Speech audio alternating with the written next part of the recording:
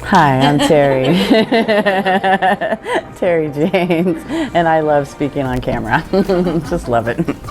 I'm gonna So I graduated Mending the Soul. God is a very interesting person, and he moved me from Southern California to Oregon and told me, if you move to Oregon, I will heal you and give you back your voice. So that was kind of big, and I came from a real purpose-driven church, and so when I heard that, I just went, okay, I know that where God guides, he provides, I'm going to be brave, and I am not a very brave person, and I did it, and I moved here and went through kind of a traumatic experience, and came into the local church close by that had a little CR, and I met Jennifer Hussle, and she said, hey, you look like you can get some counseling, and I needed some counseling, and I was introduced to Angela, and she is so wonderful and so kind to frightened people like myself. So I ended up going into Mending the Soul, which is for sexual abuse survivors, and it was really cute because I learned about the internship repeatedly during my program year. All you people, you 2 years, you're going to graduate, you know, we have the internship, come to the meeting, and I went, well, I'm in a 1-year program, it doesn't apply to me, and I just sat politely and never thought about it again until my leader, Jennifer, said, Terry, you think about the internship? And I'm like, no, I did not graduate in a 2-year program, I can't go. So I was corrected. It's a 1-year program, you're graduating, yes, you can apply. So I went, okay. So I sat and I didn't think I could do it, and I thought I worked full time, and I have a very demanding job emotionally, and didn't think I could, you know, afford it. And then the room lit up, and this is what God does in my life. He lights stuff up. It could be an interaction with somebody, it could be somebody I'm praying, it could be a painting, it could be anything that can light up, and I know God is guiding and directing me. So I was saying yes, even before I left this dessert, not even knowing how it could possibly work out. But I just knew if I trusted God that he would provide, he would give me what I needed to do this.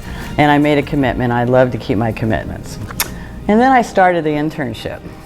And I got spooked, and I will be honest and tell this room that I was going to bail. And we have a rule here at Mid-Valley Fellowship, it's come one more time. Come one more time. And I'm like, okay, I agreed to that, I will come one more time. And I'm trying to quit with a text message too. I'm too afraid to pick up the phone. Yeah, I quit. Yeah, I'll share that. So I come, and I have to say that the group of people that run this ministry, Dwan and Jennifer, and then my 2 fellow interns, were so sweet and so loving to me and understood my fear, and they listened to me, and the 2 interns kind of put their heads on my shoulders and said, stay. And how could I not stay and face my fear? Because that's my biggest problem. I'm a very frightened person. So I get into the internship, and it's amazing. I'm learning great things about myself.